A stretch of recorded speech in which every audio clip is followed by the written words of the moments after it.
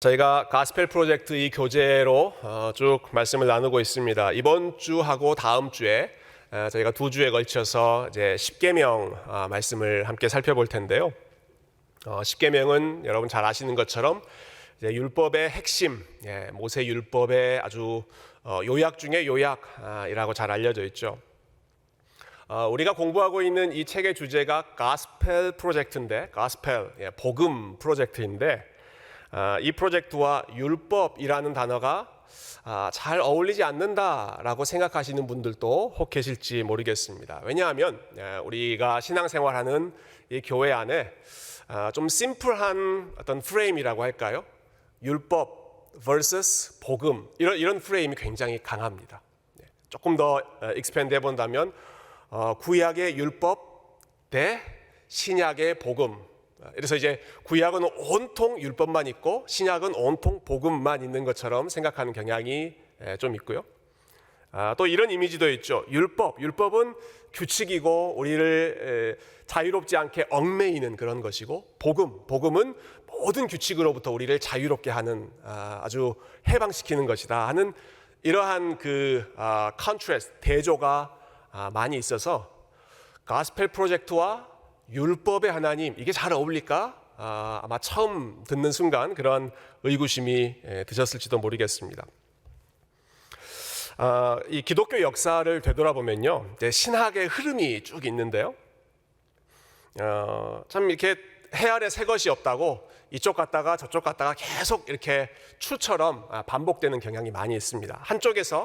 한쪽에서 율법을 열심히 지켜야 한다. 율법을 지켜야 우리가 구원받을 수 있다. 이렇게 강조를 많이 하면 거기에 대한 반작용으로 그 다음에는 어떤 움직임이 나올까요?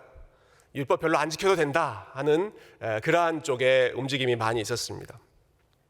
첫 번째, 율법을 열심히 지켜야 구원받는다 하는 입장을 신학적으로는 율법주의라고 부르죠. 리걸리즘, 반드시 율법을 지켜야만 우리가 하나님의 은혜를 받을 수 있다 하는 입장이고요. 반대로 율법 안 지켜도 된다. 예수 그리스도 안에서 우리가 완전히 자유롭게 됐기 때문에 더 이상 율법에 얽매일 필요 없다 하는 것을 엔티노미니언이즘이라고 부르기도 하고 엔타이 리걸리즘이라고 부르기도 하고 거기에 이제 반대된다라는 단어를 써서 반율법주의 이렇게 부릅니다.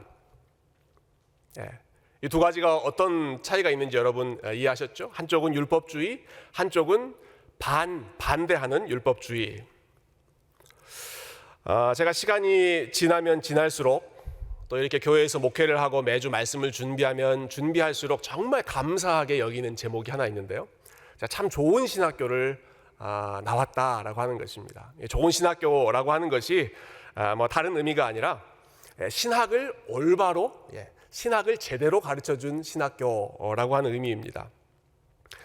제가 배웠던 교수님 중에 싱클레어 퍼거슨이라고 하는 교수님이 계시는데 이분은 주로 이제 은퇴하셔서 스코틀랜드에 계시다가 겨울 학기에만 잠깐 이제 미국에 오셔서 한 과목씩 가르치고 가셨어요. 근데 제가 그때 한 주 코र्스였는데 웨스트민스터 신앙 고백서라고 하는 그 과목을 들으면서 이분이 이 주제에 대해서 이 율법주의와 반율법주의 요 사이에 대해서 설명한 내용이 아주 인상적이었습니다. 이렇게 설명하셨어요. 여러분 한번 잘 이해해 보십시오. 지금 현재 어떤 사람이 반율법주의, 율법에 반대하는 그런 반율법주의의 입장을 취하는 사람은 그 사람은 과거에 율법주의자였을 가능성이 무척 크다.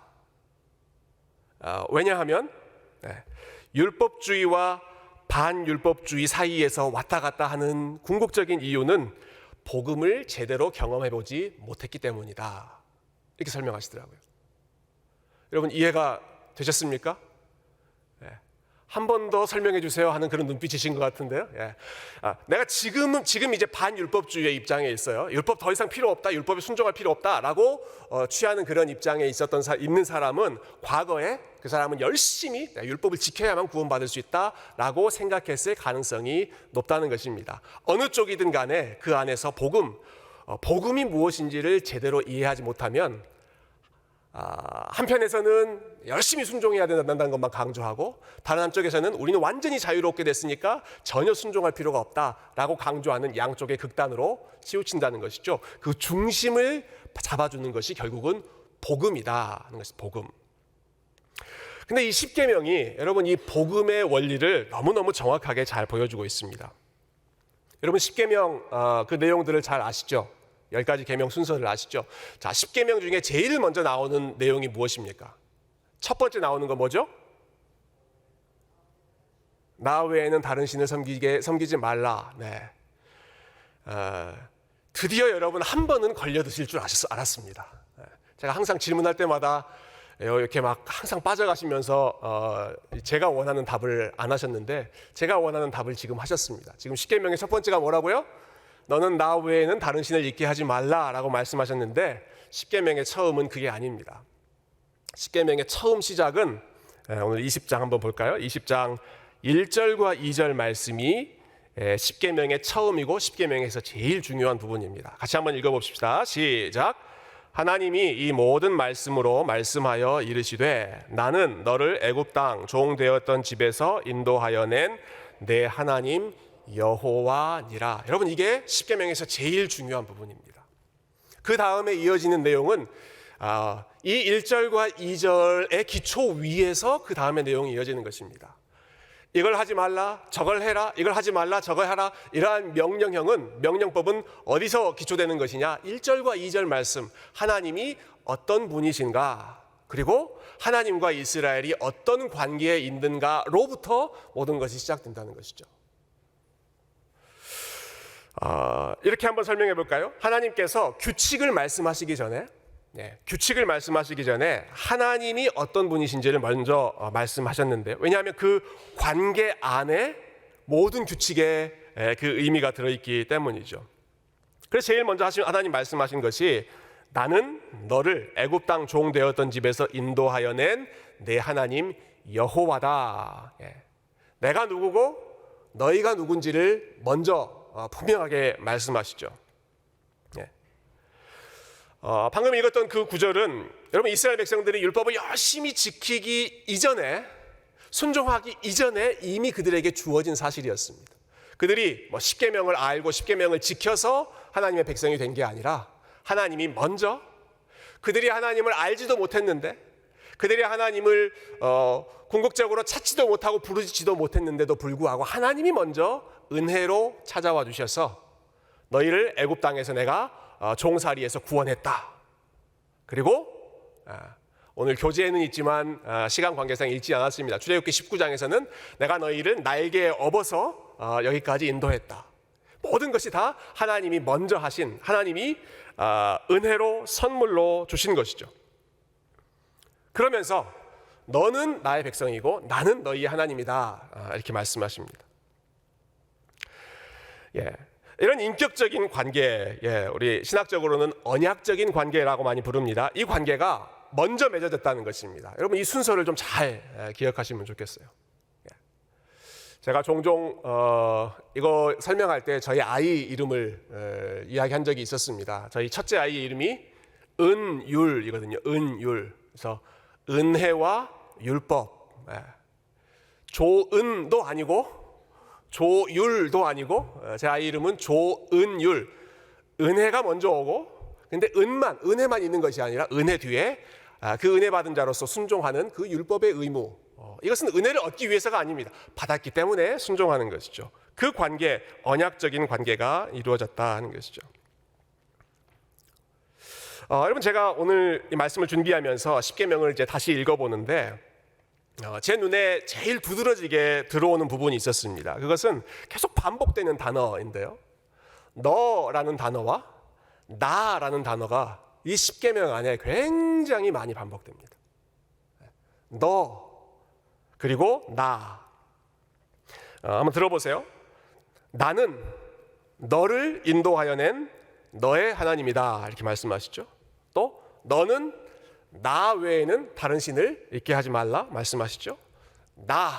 너의 하나님 여호와는 질투하는 하나님인즉, 이렇게 말씀하시죠. 너희 하나님 나 여호와가 창조 때 6일 일하고 7일째 쉬었으니까 너희도 쉬어라 이렇게 말씀하시죠. 계속해서 너, 이스라엘은 너라고 부르고 그리고 하나님 본인을 나라고 부르시는 것입니다. 규칙하면 무척 딱딱해 보이는 그런 내용이지만 사실 이 십계명 안에는 하나님과 이스라엘 사이에 하나님이 너라고 부르고 하나님을 나라고 부르는 나와 너와 나의 인격적인 관계가 십계명 안에 풍성하게 들어있다는 것입니다. 여러분 너와 나 이렇게 하면 뭐가 제일 먼저 생각나십니까? 너와 나. 혹시 노래를 좋아하시는 분들은 가수 아이유의 노래 중에 너랑 나라는 노래가 있습니다. 잘 그거 생각나신 분 있으시죠? 저하고 비슷한 수준의 가수 이름도 아이유잖아요. 아이유. 별로 감동이 없으시네요. 네.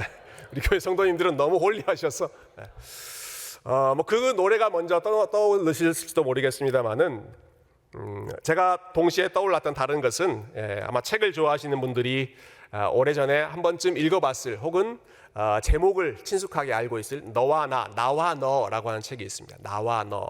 독일어로 Ich und du라고 되어 있죠. 나와 너라는 책은요, 이 독일의 철학자인 마르틴 부버라는 분이 20세기 초에 이제 쓴 책인데 이 책은 관계를 너무너무 많이 강조한 책입니다. 관계. 이 책에 보면 주옥 같은 문장들이 있죠. 태초에 관계가 있었다. 기가 막히지 않습니까? 태초에 관계가 있었다. 또 이런 말도 있습니다. 모든 참된 삶은 만남이다. 관계가 중요하다는 것이죠. 근데 여기서 이 마르틴 부버가 우리가 맺는 모든 관계를 두 종류로 나눕니다. 하나는 I, it로 부를 수 있는 그런 관계가 있고 다른 하나는 I, you 혹은 I, thou, 영어로 나와 당신이라고 부를 수 있는 그런 관계가 있다는 것입니다. 모든 관계는 내가 나와 그것이라고 부르는 관계이든지 아니면 나와 당신이라고 부를 수 있는 그런 관계이든지 그 둘 중에 하나라는 거죠. 그래서 사람이라고 하더라도 내가 도구로 이용하는 그런 수단으로 이용하는 그런 관계면 그거는 I, it, 나와 그것의 관계이고 사람이 아니라 어떠한 동물이나 다른 것이라고 하더라도 나와 너의 관계로 부를 수 있는 그런 인격적인 관계가 가능하다는 것인데요. 여러분 그 중에 제가 한 구절 제가 한번 인용해 볼게요. 한번 들어보십시오. 당신과 나의 만남은 은혜를 통한 일입니다. 그것은 내가 추구해서 된 일이 아닙니다. 만남이라는 게 내가 당신을 만나고 싶어서 추구해서 이루어지는 것이 아니라 당신이 나를 만났기 때문에 당신이 나에게 다가왔기 때문에 만남이 이루어졌다는 것이죠. 그리고 나는 직접적인 만남 안으로 들어갑니다. 이처럼 관계는 선택을 받고 선택을 하는 것을 의미합니다. 먼저 내가 선택을 받는다는 것이죠. 당신으로부터 내가 먼저 선택을 받아서 그 관계 안으로 들어간다는 것입니다. 나와 당신, I, thou라고 말하는 일은 오직 존재 전체를 담을 때에만 가능합니다. 여기 마지막 문장이 참 중요합니다. 나와 그것, 내가 도구로 여기는 어떤 대상과는 나 전체를 완전히 나 전체를 담지 않는다는 것입니다. 그냥 이용해 먹고 빠지거나 필요한 부분만 내가 쏙 빼먹거나 그렇지만 I, you, 나와 너라고 하는 관계는 내가 그렇게 부를 수 있는 관계는 나의 존재 전체를 담아서 그 관계에 헌신하는 그것이 나와 너의 관계라는 것이죠. 여러분 하나님께서 이스라엘 백성들에게 지금 십계명을 주시는데 계속해서 반복해서 사용하는 표현이 뭐라고요? You and I, 너와 나라는 것입니다. 이 말은 지금 하나님이 이스라엘 백성들에게 명령을 주시는데 이스라엘 백성들이 하나님에게 단순히 하나의 도구에 지나지 않는 그런 존재가 아니었다라는 것을 의미합니다. 하나님이 이스라엘 백성들을 너라고 대등하게 인격적으로 부르신다는 것이죠. 그냥 이스라엘 백성들이 하나의 도구에 불과하다면 하나님이 이것 시키려고 저것 시키려고 부려먹기 위해서 이런 명령을 주셨겠지만 하나님은 지금 그런 마음에서 십계명을 주시는 것이 아닙니다. I and you의 관계에서 명령을 주시는 것이죠. 여러분 이스라엘 백성들이 이집트에 있었을 때는 달랐습니다. 이집트에 있었을 때는 그냥 이용만 당하고 착취만 당하는 존재였습니다. 바로 왕이 무슨 명령을 주었다. 그거는 바로와 이스라엘 백성들은 도구로 착취만 하는 그런 관계였기 때문에 계속해서 힘든 일만, 부려먹기만 당하는 것이 이집트에서 이스라엘 백성들의 위치였지만, 그러나 지금 십계명을 주실 때에는 그러면 하나님 보시기에 이스라엘 아무것도 아닌 존재죠. 그러나 그 존재를 너라고 부르시면서 대등한 위치에서 인격적으로 사귐을 위해서 이렇게 말씀하고 계시다라고 하는 부분이 우리 십계명을 이해할 때 저는 가장 중요한 부분이라고 생각합니다. 다시 말씀드리면, 여러분, 십계명은 이렇게 한번 정리하시면 좋겠어요. 은혜로 시작된 관계를, 하나님께서 먼저 은혜로 시작해 주신 그 관계를 풍성하게 누릴 수 있도록 사랑을 위한 초대가 바로 이 십계명에 나와 있는 10가지의 계명입니다. 여러분, 이런 관점에서 우리 십계명을 읽어보면 좋겠는데요. 첫 번째부터 네 번째까지 우리 간단하게만 한번 짚어보죠. 첫 번째 계명, 이미 여러분 말씀하신 것처럼 너는 나 외에는 다른 신들을 내게 두지 말라. 이 말을 십계명의 정신에 바꿔서 아주 심플하게 바꾸면 너희는 나만 사랑해라. 너희는 나만 사랑해라. 십계명의 원리가 지금 사랑의 원리를 지금 말씀한다고 제가 언급했습니다. 첫 번째 명령, 나만 사랑해라. 다른 거 사랑하지 말고 나만 사랑해라 하는 것이죠. 하나님께서 이스라엘 백성들에게 이렇게 요구하시는 이유는요, 그렇게 말하실 수 있는 이유는 하나님도 이스라엘 백성들을 향해서 나도 너만 사랑한다. 하나님 이렇게 말씀하시기 때문에 그렇습니다. 나도 너희만 사랑한다. 세상에 많은 민족들이 있잖아요. 이집트 민족도 있고 가나안 민족도 있고 모두 다 하나님이 사랑하시는, 하나님의 형상으로 창조된 인간이니까 다 하나님이 피조물로서 제너럴하게 사랑하시는 그러한 대상이죠. 그러나 이스라엘은 그런 정도의 위치가 아닙니다. 나는 이집트를 사랑하는 것이 아니라, 가나안을 사랑하는 것이 아니라, 나는 이스라엘 백성들 너희만 사랑한다. 그것이 내가 너희와 맺는 언약적인 관계이다. 그러니까 너희도 나만 사랑해라 하는 것입니다. 여러분, 진정한 사랑은 이 배타적인 관계를 전제하지 않습니까? 내가 모든 사람들을 사랑한다고 해서, 제가 여기 계신 우리 모든 성도님들을 주 안에서 사랑한다고 해서 우리 다른 분들과 먹고 자고 같이 살고 하는 그런 공동생활을, 그런 언약적인 관계를 유지할 수는 없습니다. 저는 제 아내하고만 배타적으로 우리 한 사람만을 사랑하는 것이죠. 하나님도 이스라엘 백성들을 그렇게 독점적으로 사랑하셨고, 이스라엘 백성들에게도 하나님을 너희는 나만 보고 나만 사랑해라 말씀하시는 것. 여러분, 이것이 첫 번째 계명이었습니다. 자, 두 번째 명령. 두 번째 명령은 우리 한번 같이 읽어볼까요? 두 번째 명령 4절만 한번 같이 읽어보십시다. 20장 4절입니다. 시작. 너를 위하여 새긴 우상을 만들지 말고 또 위로 하늘에 있는 것이나 아래로 땅에 있는 것이나 땅 아래 물속에 있는 것에 어떤 형상도 만들지 말며, 그 뒤에 이제 내용도 이어지죠. 자, 두 번째 내용은요, 뭔가로 새긴, 손으로 만든 그런 우상을 네 앞에 두지 말라는 것입니다. 하늘에 있는 것이나 땅에 있는 것이나 물속에 있는 어떤 것의 형상으로도 형상을 만들어서 그 앞에 예배하지 말라는 것이죠. 얼핏 보면 이 첫 번째 명령은 두 번째 명령과 중복되는 것처럼 보입니다. 여러분, 첫 번째 명령에서 나 외에는 다른 신을 두지 말라 하셨잖아요. 근데 두 번째 명령에서 또 어떠한 형상을 만들어 섬기지 말라, 우상을 만들어 섬기지 말라 하는 것이죠.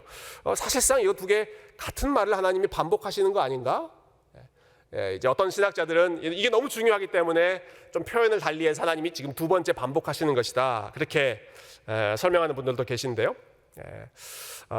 대체적으로 개혁주의 신학에서는 그렇게 보지 않았습니다. 1번 명령, 첫 번째 명령이 사랑의 대상에 관한 것이라면 2번, 두 번째 명령은 사랑의 방식에 관한 것이다, 이렇게 일반적으로 설명했습니다. 자, 사랑의 대상. 자, 첫 번째 명령은 누구를 사랑해야 되는가? 누구를 사랑해야 돼요? 하나님만 사랑해야 된다. 하나님만 사랑해야. 다른 사랑의 대상 없다. 하나님만 사랑해라. 두 번째 사랑의 방식에 대한 것은, 그러면 그 하나님을, 우리가 한 분 그 하나님만 사랑할 것인데 어떻게 그 하나님을 사랑할 것이냐. 요 문제가 이 두 번째 계명과 관련이 있다라는 것입니다. 어떻게 하나님을 섬기고 어떻게 하나님을 예배하고 어떻게 하나님을 사랑할 것이냐.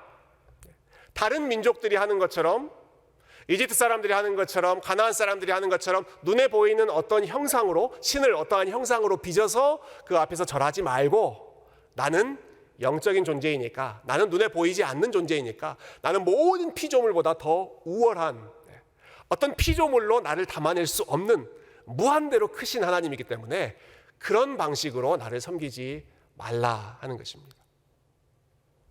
여러분 좀 이해가 되고 계시죠? 여러분, 우리가 어떤 사람을 사랑할 때 그 사람 한 사람만 사랑하는 건 무척 중요하죠. 그러나 역시 동일하게 중요한 것은 그 사람이 기뻐하는 방식으로 그 사람을 사랑하는 것, 그 사람이 사랑을 느끼는 방식, 좋아하는 방식으로 사랑하는 것, 동일하게 중요한 부분입니다. 나는 그 사람이 좋아서 내가 할 수 있는 방식으로 계속해서 이것이 좋겠다 해서 이런 것도 하고 저런 것도 하는데, 그 사랑을 받는 사람이 전혀 원하지 않는 것이라면, 그럼 그건 전혀 그 사람에게 기쁨이 되지 못하는 일이죠.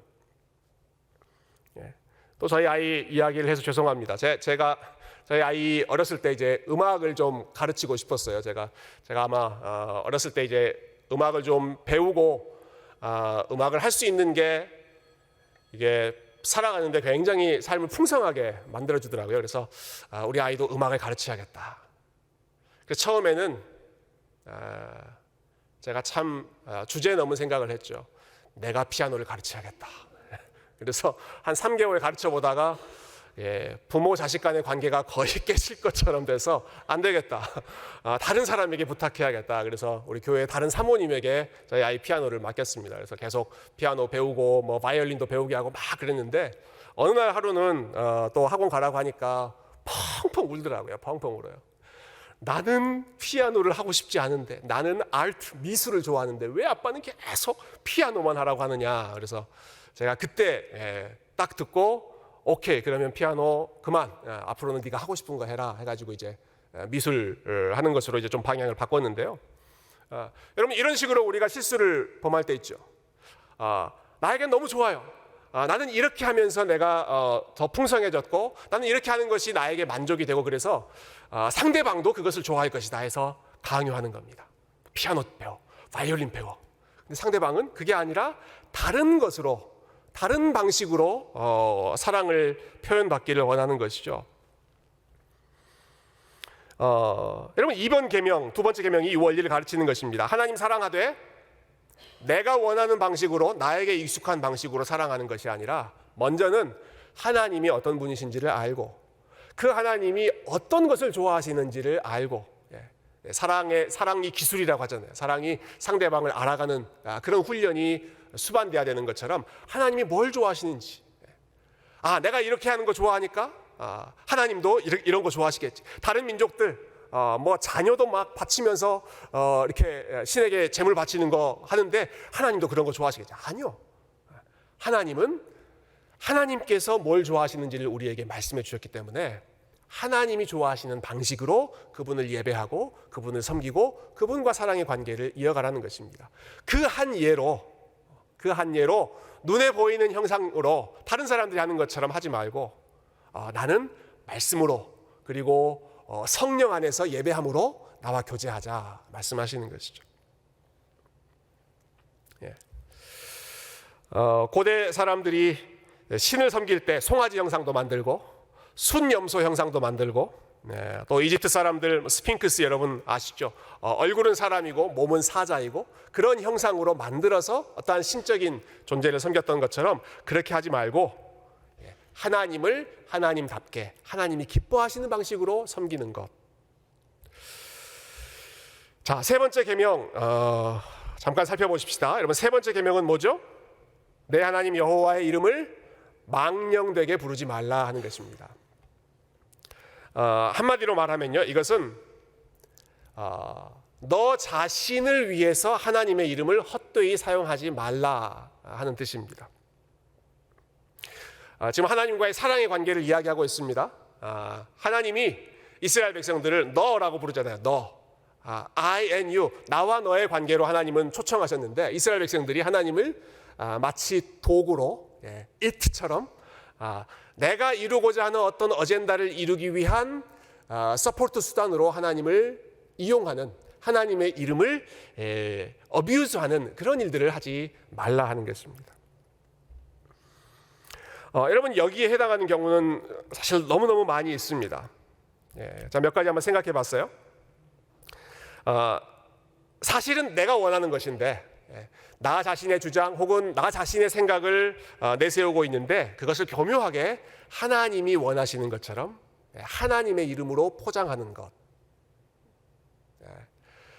이거는 교회의 지도자들일수록 특히 이러한 위험에 더 빠지기가 쉽습니다. 말씀을 맡은 자일수록 사실은 저의 야망이나 저의 욕심인데 그것을 말씀을 이용해서 마치 하나님이 원하시는 것처럼 이렇게 오용할 그런 경우가 있을 수 있죠. 그래서 끊임없이 사실은 말씀을 준비할 때마다 정말로 이게 내가 원하는 것인지 하나님이 원하시는 것인지를 씨름해야 되는 그런 작업이 필요한데요. 그러지 않으면 쉽게 우리는 하나님 믿는 사람이기 때문에 교회 안에서 하는 일, 하나님의 이름을 내세우면 제일 껍벅 죽는다 하는 것을 너무 잘 알고 있는 사람들입니다. 그래서 쉽게 하나님의 뜻, 하나님의 이름을 내세우기 쉽습니다. 그것을 주의하면서 정말로 하나님이 원하시는 것인지를 기도하며 고민해야 되는 것이죠. 이런 경우 있죠. 거룩하신 하나님의 이름을 언급하면서 근데 사실은 하나님이 싫어하시는 일을 포장하거나 디펜드하는 그런 일들 있습니다.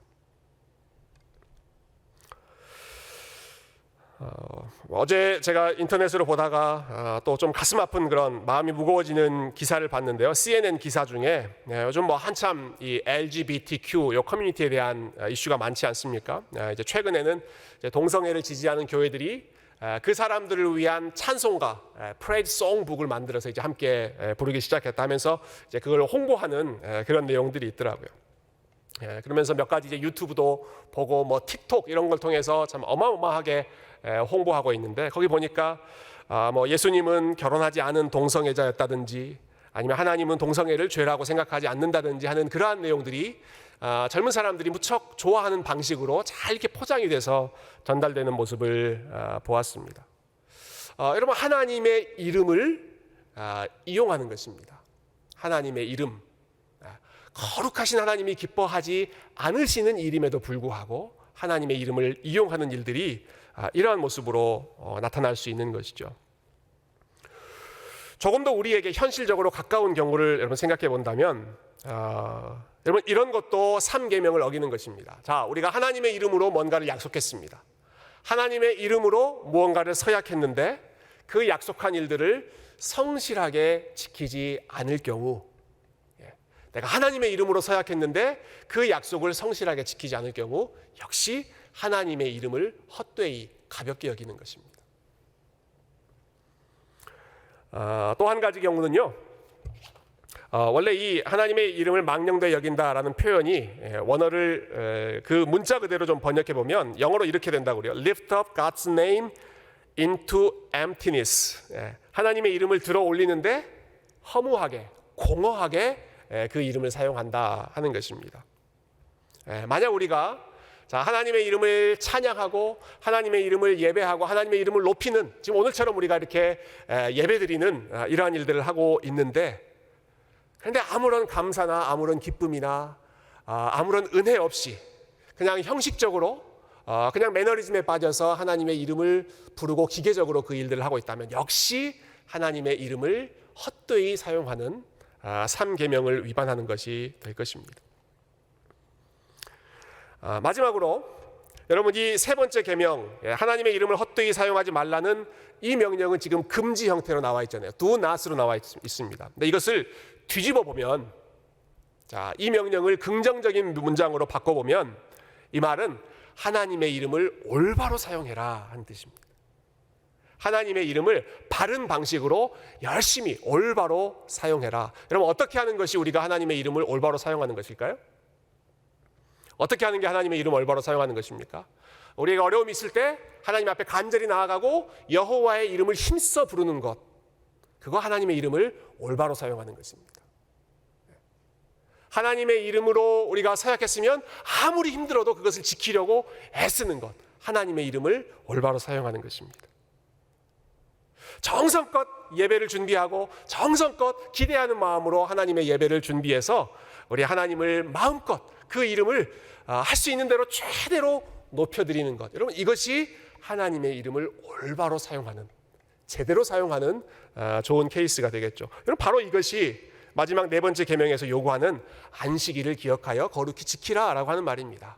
하나님 사랑하는 마음으로 우리가 서로 사랑하는 사람 간에도 관계를 더 깊이 하기 위해서 시간을 구별하고 장소를 구별하고 마음을 준비해서 그 사람을 만나고 깊이 교제하면서 알아가는 것처럼 하나님과의 관계에서도 안식일이라고 하나님이 정해놓으신 그 시간 구별하고 또 마음을 준비해서 또 우리의 물질을 준비해서 하나님 정성껏 예배하는 일, 하나님의 이름을 올바로 높여드리는 일을 성실히 준비하는 것, 여러분, 이것이 마지막 네 번째 계명의 핵심이라고 할 수 있습니다. 자, 정리해보죠. 오늘 십계명 앞부분을 살펴보았는데요. 여러분, 십계명의 이 명령들은 자, 우리의 자유를 빼앗기 위해, 자유를 제한하기 위해, 우리를 얽어매기 위해서 주신 거추장스러운 굴레가 아닙니다. 하나님께서 저와 여러분을 너라고 부르신다고 말씀드렸잖아요. 도구로 이용해 먹으려고 하나님이 이 명령 주시는 것이 아니라 우리를 사랑하셔서 자격 없는 자를 언약의 파트너로 함께 동행하는 그러한 동반자로 초대해 주시고 대등하게 인격적으로 대해 주시는 그 하나님, 그 하나님을 올바로 사랑할 수 있도록 우리 하나님 한 분만 사랑하고 하나님이 기뻐하시는 방식으로 사랑하고 그리고 하나님의 이름을 올바른 방식으로 열심히 사용하고 하나님의 이름을 헛되이 내 유익을 위해서 그냥 마구잡이로 디펜드하는, 커버업하는 그러한 수단으로 사용하지 않고, 그리고 마지막으로 하나님을 예배하는 일, 안식일을 기억하고 우리 하나님의 이름을 높이는 이 일을 성실하게 감당하는 것, 여러분, 이것이 우리 하나님이 기뻐하시는 십계명의 그 정신을 잘 살려내는 삶인 줄로 믿습니다. 저와 여러분이 우리 하나님 한 분만을 이렇게 하나님이 기뻐하시는 올바른 방식으로 열심히 사랑하며 섬기는 우리 참된 주님의 백성 되실 수 있기를 주님의 이름으로 축원드립니다. 함께 기도하겠습니다.